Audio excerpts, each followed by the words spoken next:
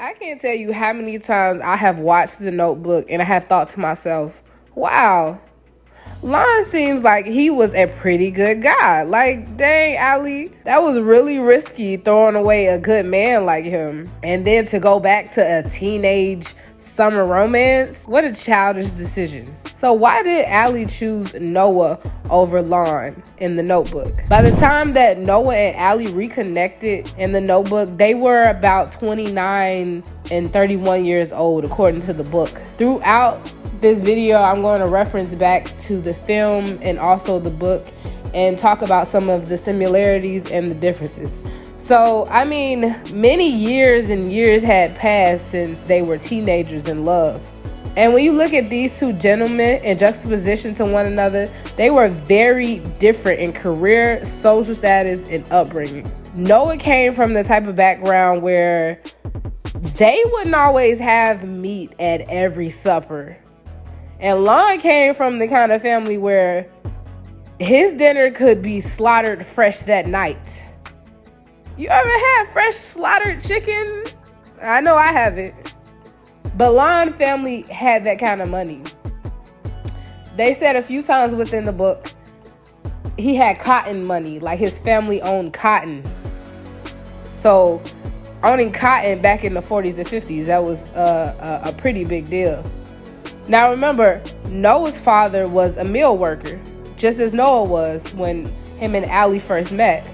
And according to Noah, they made pennies a day.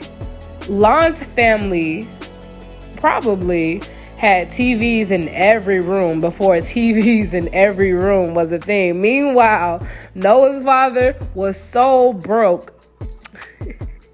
He used to make Noah read to him every night to be his source of entertainment. Oh, no, son, you used to stammer. I was trying to fix it. Really, Dad? Really? How you knew that would work? Listen, this is a really ignorant statement, but it is beyond me how people in past generations figured things out without the internet. Kudos to them. Now, the book didn't describe anything about a toxic relationship between Noah and Allie. Not the way that it's seen in the film, when they were threatening to commit suicide, yelling and pushing and slapping each other. You know, all those little childish, toxic things. And wasting a perfectly good ice cream cone when you know he had to spend his whole paycheck to buy it for you, Allie. Dang. Privileged little chick. Now in the book, Noah was flawless. He was patient. And I don't even recall a moment where he became hot-headed. Noah and Allie were each other's first love. And first loves are usually very unforgettable and thrilling. Sort of like in the way people explain their first high. and if you've never been high before, it's something like the first time you tasted something really delicious. It just blew your mind. Anyway, Noah explained him and Allie in the book as being able to just get each other. They could finish each other's sandwiches, if you will. Noah gave an example of when Allie did this abstract painting and Noah just understood the meaning of it. And when Lon saw one of her abstract paintings, he just didn't get it. Noah was acting real jagged edge in that moment, if you ask me.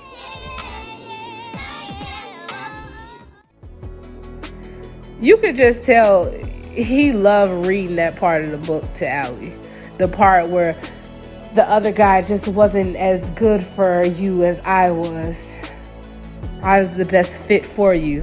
Now, when it comes to Allie and Lon, I can see that she was happy and playful with Lon, at least in the film. It did depict that. I mean, that was her nature after all as a female. She was really happy, giddy, playful kind of energy about her. Real youthful, if you will. And the attraction was definitely there. But it's hard to compete with a ghost of someone's past, especially when there's unfinished business. It doesn't matter how great you are as a person, how much you give onto them, how much you forget and you dismiss things. When it comes to that past relationship that they didn't complete and didn't see through, They have to see the relationship play itself out. They just have to. As I reflect, it didn't really seem like her first fiance, Lon, brought out her toxic side in the film nor the book. So for me, that's a plus for Lon. I don't know if you all knew this, but in the book, Allie and her mom never took that drive, nor did they have a conversation about her mother's quote-unquote Noah. You know, the guy that they drove to the mill to spy on in a convertible, sitting there looking like a sore thumb. But I will admit, it was a nice twist of events to see that in the movie, to find something relatable between her and her mother. I, myself, question what Allie's upbringing must have looked like, what she must have saw and experienced to sway her decision to make her choose a man like Noah and not a man like Lon. Like the constant scheduling for every minute of her day, the life that she's only ever really known was just busy, busy, busy. Jazz lessons, dance lessons, tap dance, piano lessons. Whew, oh my God, girl. It just sounds like a lot. Everything was just being planned out. And her seeing her parents in a loveless marriage had to play a key role in her decision making when it comes to picking and choosing the love of her life. Lon was to Allie what Allie's father was to Allie's mother. History was finding a way to repeat itself through the women in this family. And although Allie's mother loved her father, you could tell by the way that she spoke through the tears that day at the mill that she had wished to experience a more passionate, fulfilling kind of love. And so did Allie. I believe Allie could see that too during her upbringing and seeing her parents interact with one another. She knew that there was something greater to love than what they expressed and gave to one another. In the book, Allie would talk a bit more about her grievances with Lon, like how he worked a lot. He was a lawyer in the book, so he didn't have a lot of time for her, but he was always adaptable and would compromise his work life to make his relationship work. I'm sorry, he was a really good guy to me.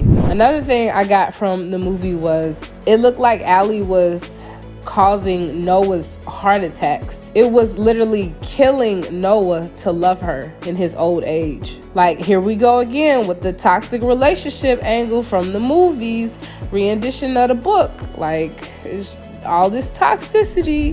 In the book, Allie also claimed to never had been intimate with any other man but Noah.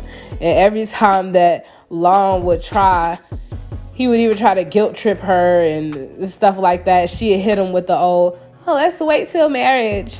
But Allie was such a liar in the Notebook. Who knows? Maybe Noah wasn't the only one that she was with.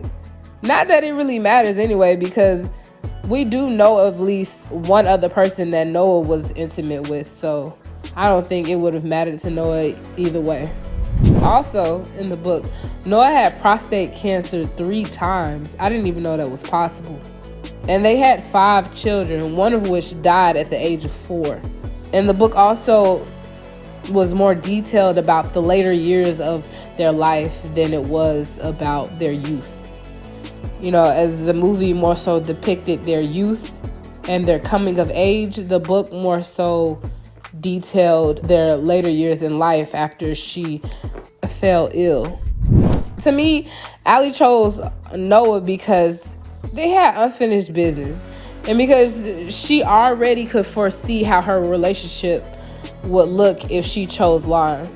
She would basically have her parents' relationship, and she didn't want that. She wanted a man that would have more time for her and that would make her feel alive and understand her abstract paintings. But let's not forget that Allie was a liar. She lied to Lon, and she lied and omitted information to Noah in their youth. So who's to say she didn't continue to exercise her lying behavior during the 50 plus years of marriage? But I digress. Thank you all for watching. And if you enjoyed this video, please check out this next one.